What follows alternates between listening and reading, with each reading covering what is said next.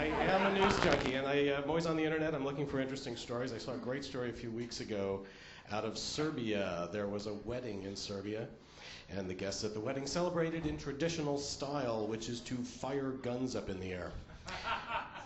That wasn't a joke, but thank you very much. The guests at this particular wedding, unfortunately, when they fired their guns up in the air, they accidentally downed a private plane that was flying over at that moment. The guests at the wedding didn't know what to do.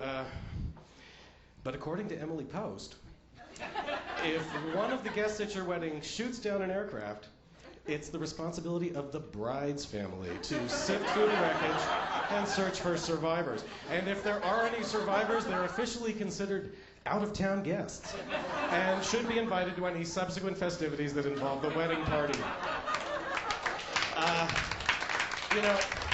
A lot of people get very nervous about etiquette, and I'm just sort of here to help.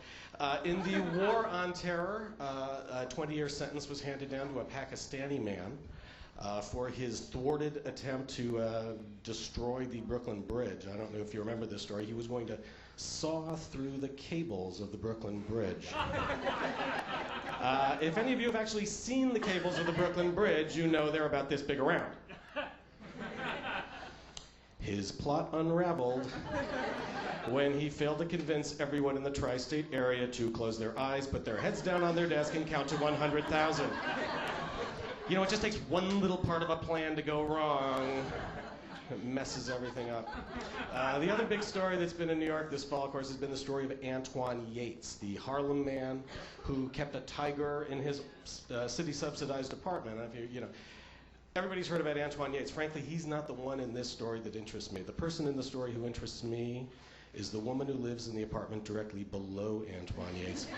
She had been complaining to the New York City Housing Authority for months that tiger urine was dripping into her apartment. Now, how gross must tiger urine be? I mean, regular cat pee is so vile, it could probably, raise the Homeland Security code a color or two. Don't you love it when they show you those Homeland Security threat colors? They're sort of like the carpet samples of doom. Anyway, the Daily News asked the Housing Authority, why they never did anything about this woman's repeated complaints of tiger urine. And in their defense, they said, she never said anything about a tiger. I'm sorry. Regular urine cascading into your apartment isn't an interesting enough problem for the Housing Authority to want to help you with? I guess we now know that human urine does not float their boat at the New York City Housing Authority. From this point onward, apparently, a wild animal must be involved.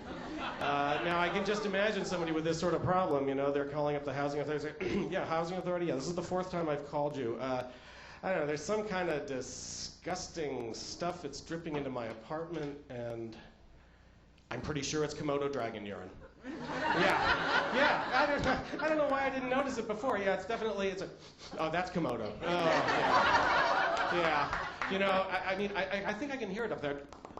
Yeah, I can hear it. Can you hear that? Yeah, that's it. Anyway, I do like looking at the news. I like looking at people.